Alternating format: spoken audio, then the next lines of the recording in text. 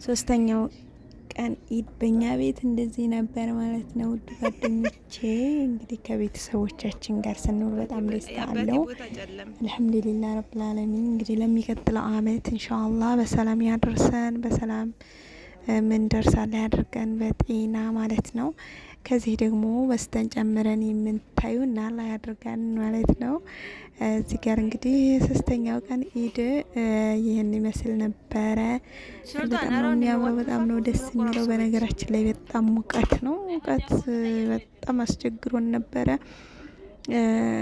ግን ያው ይህንን እንደዚህ እንትን ካልን በኋላ እየተጨዋወትን ቡናውንም የሚጠጣውንም እያልን ነበር። ከዛን ውስጥ ላይ ትንሽ ነው የቆየ ነው እንደምታዩት ጨለምለም እያለም ስለነበረ ውጩ እንጂ ውስጡ ብዙም አይደለም ማለት ነው። እንግዲህ ታውቁታላችሁ የገጠር ቤት እንደዚህ ይሄን ይመስላል ማለት ነው። በዚህ መልኩ እንግዲህ ቆራረስን። እናቴና እህቶቼ፣ አባቴ፣ ወንድሞቼ በቃ ሁላችንም አብረን ተሰባስበን በላን ጠጣን። በቃ የሚጠጣውን የሚበላውን ማጣደፍ ነው እዚህ ጋር ማለት ነው። በነገራችን ላይ ከቤተሰብ ጋር ያለ እንደዚህ በበዓል ቀን መሰባሰብ በጣም ነው ደስ የሚለው። ለሁላችሁንም ደግሞ ከያላችሁበት ይሰባስባችሁ ለወደፊቱ ማለት ነው። ከዛን በጣም ሲሞቀን ቡናውን ውስጥ ከጠጣን በኋላ ትንሽ ቆይተን ሻይ አፈላን። ከዛን ደግሞ እንደምታዩት እዚህ ጋር የብረት ድስት ኬክ ተጋግሯል ማለት ነው። በብረት ድስት ኬክ በነገራችን ላይ ይወጣል፣ ሞክሩት ማለት ነው። ግዴታ ፍሩን አያስፈልግም። ባለን ነገር መስራት ስለሚቻል የብረት ድስት ኬክ ጋግረናል ወይም ሰርተናል ማለት ነው።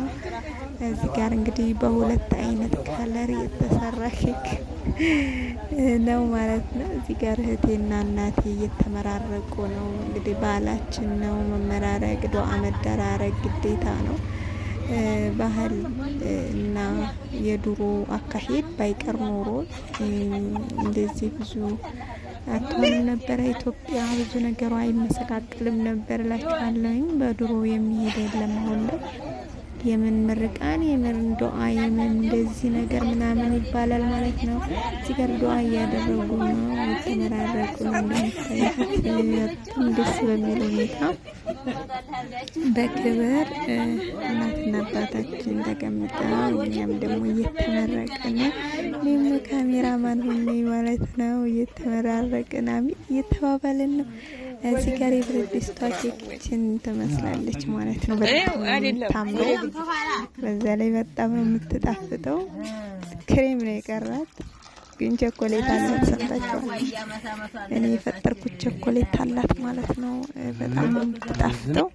ሞክሩት። ሴኔጋል ብረት ድስት በጣም ቆንጆና ምርጥ የዳቦ መሆን ይችላል ማለት ነው። ይሄው እንደምታዩት በጣም ነው የሚያምረው። እህት ወላሂ በጣም ነው የሚያምረው። በጣም አበሳሰሉ ምናምን ተውኝ እንደምታዩት ነው ማለት ነው። እዚህ ጋር ሻያችን ተቀድቷል። በጣም ነው የሚጠፍተው ደግሞ። እስኪ ለማንኛውም እዚህ ጋር እናት እንግዲህ በርበሬና ሽሮ የመሰለ ዳቦ እያለች ነው እንግዲህ እንደምታዩት በደንብ አድርገን ነው ዱንያዋን ነው አልሐምዱሊላህ። ይወርቅበታል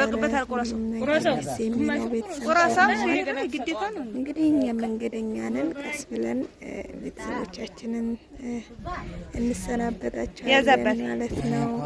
እኛም ወደ ነበርንበት እንመለሳለን። እናቴ አላህ እድሜና ጤና ይስጥልኝ፣ ረጅም እድሜን ይስጥልኝ እላለሁኝ። አሰላሙ አለይኩም ወራህመቱላሂ